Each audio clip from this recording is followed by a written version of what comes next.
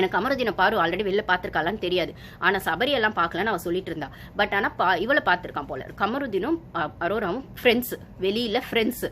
அது பெய்ட் சப்ஸ்கிரைபரா பாய் ஃப்ரெண்டா அதெல்லாம் எனக்கு தெரியாது. மொத்தம் 2 பேரும் ஃப்ரெண்ட்ஸு. இது அவனே 2-3 இடத்துல சொல்லியிருக்கான், அரோராவும் சொல்லியிருக்கான். 2 பேருமே வெளியில் ஃப்ரெண்ட்ஸ். இது எத்தனை பேருக்கு தெரியும்னு தெரியல. உங்களுக்கு தெரியும்னா கமெண்ட்ஸில் லைக் போடுங்க, தெரியாதுன்னா கமெண்ட்ஸில் ஷேர் பண்ணுங்க. அப்படியா அப்படின்னு சொல்லிட்டு ஓகேங்களா. கமருதீனும் அரோராவும் வெளியில் ஃப்ரெண்ட்ஸு. அவள் உள்ள வர பட்சத்தில் இவனும் உள்ள வந்தான். அப்படி வந்து அவ வந்துட்டு உள்ள வந்து கமருதீன் கூட ஒரு விஷயங்கள் துஷார் அதுக்கு கமருதீனோட பெட்டரா ஒரு ஆப்ஷன் கிடைக்கும்போது துஷார் கிட்ட போனா. ஆனா அவன் இன்னசென்ட்டா இருக்கான். அவன் வந்து இவளோட அந்த ஒரு கேமுக்கு மேனிப்புலேஷனுக்கு ஒத்து வர மாட்டான். அவன் நல்ல பையனா இருக்கான். அதனால வந்துட்டு அவங்கிட்ட இவ வேலை செல்லுபடி ஆகல.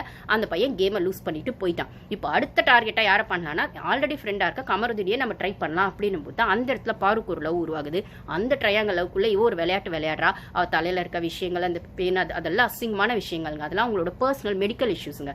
அப்பெல்லாம் அதெல்லாம் கூட கேள்வி கேட்கலாங்க இந்த ஹோஸ்ட். ஆனா அரோராவை வந்தோடனே அந்த குறியீடு, அந்த சைன், அந்த ஒரு அடல்ட் சைன், அதெல்லாம் தமிழ்ல சொல்ல கூட வாய் கூசுதுங்க. என் சேனல் இப்பெல்லாம் நான் பேசவே மாட்டேங்க. போன சீசன்லாம் நான் எவ்வளோ நல்லா ரிவ்யூ பண்ணேன்னா, இந்த சீசன் அந்த அளவுக்கு ஒஸ்டா எனக்கான வார்த்தைங்களை நான் வேற வழியே இல்லாமல் சொல்ல வேண்டியதா இருக்கு. டேய், நாங்கள் ரிவ்யூ பண்ணோம்னா அவங்களோட கேமை ரிவ்யூ பண்ணணும், நடக்கிற டாஸ்க்கை ரிவ்யூ பண்ணணும், யார் வின் பண்ணாங்க வின் பண்ணல அதில் ஃபேர் அன்ஃபேர்னு ரிவ்யூ பண்ணணும். ஆனால் இந்த சீசனில் எங்களை ரிவ்யூ பண்ண வைக்கிறீங்களே, எவ்வளோ வந்துட்டு நாங்கள் வந்து அப்படி ரிவ்யூ பண்ணணுன்றது எப்படி இருக்குன்னா, அவங்களுக்கு கேரக்டர் ரிவ்யூ பண்ண வைக்கிறீங்க, கேரக்டர் அனலைஸ் பண்ண வைக்கிறீங்க, அவங்களோட தப்பான விஷயங்களை பேச வைக்கிறீங்க, அவங்களோட வெளி உலக விஷயங்களை பேச வைக்கிறீங்க, அரோர மாதிரி விஷயங்களை பேச வைக்கிறீங்க. அப்படின்னும் போது ஏன்டா இந்த சீசனை இவ்வளோ மட்டமாக்கிட்டீங்க அப்படிங்கிற மாதிரி தான் இருக்குது. நாய் வேஷம் போட்டால் குலைச்சுதான் ஆகணுன்ற மாதிரி ரிவ்யூ வர ஐட்டம் தெரிஞ்சோ தெரியாமலும். அப்போ இந்த சீசனில் இதை தவிர பேசுறதுக்கு வேற வழியே இல்லை அப்படின்னும் போது, இல்லை வேற விஷயமே இல்லைன்னும் போது அப்படி பேச வேண்டியதாக இருக்குது. என்னால் முடிஞ்ச அளவுக்கு நான் டீசெண்டாக பேச ட்ரை பண்ணுறேன் போது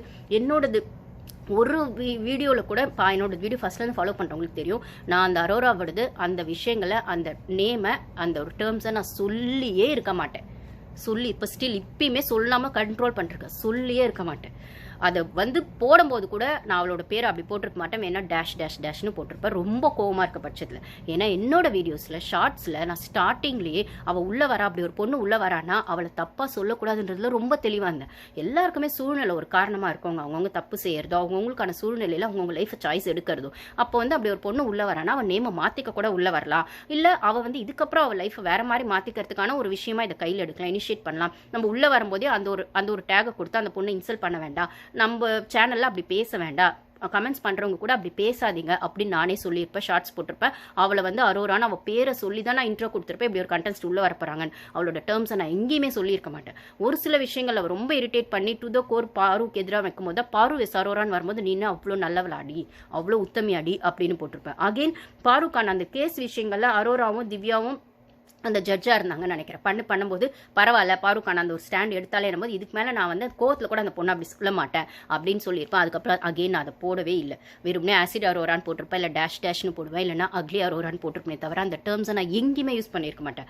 ஆனால் இப்போ அவளுக்கு பாருக்கு ரெட் கார்டு கொடுத்த விஷயங்களில் அந்த அரோராவை நல்லவளா காட்டணும், அவளுக்கு டிடிஎஃப் கொடுக்குற அதே வாரத்தில் இவளை ரெட் கார்டு கொடுத்து வெளியே அனுப்பணும்னு சொல்லி சேனல் போட்ட ட்ராமா இருக்குல்ல, இந்த சாண்ட்ராவோட விஷயங்கள் இருக்குல்ல, அந்த ஸ்கேம்ராவோட விஷயங்கள் இருக்குல்ல, அது வந்து அவளை பண்ணது பாரு தப்பு தாங்க, இல்லைன்னு நாங்கள் சொல்லலை. ஆனால் அந்த இடத்துல அந்த தப்பு இதுக்கு முன்னாடி யாருமே பண்ணலையா? இல்லை பாருக்கு மட்டும் கோவம் வரக்கூடாதா? அவளுக்கும் எமோஷனல் ட்ரிகர் ஆகும் தானே. ஒன்றுமே இல்லாத தலை டாஸ்க்கு அக்ரெசிவாக அவன் சபரி ஆடினான்னா, அதே தலை டாஸ்க்கு விக்ரம் மாதிரியை வந்து அதே தலை டாஸ்க்கு பண்ணாங்கன்னா இது டிடிஎஃப்ங்க. அவள் அவ்வளோ ட்ரிகர் பண்ணுறா ஸ்கேம்ரா. அப்படி இருக்கும்போது ஒரு எமோஷனல் அவளுக்கும் வலி இருக்கும். ஒரு பொண்ணுக்கு இப்போ எவ்வளோ தூரம் அங்கே பொறுமை இருக்கும்? அப்போது அந்த இடத்துல நீங்கள் அவளை வார்ன் பண்ணியிருக்கலாம், டாஸ்கையே நிறுத்தியிருக்கலாம், இல்லைனா வந்து திட்டி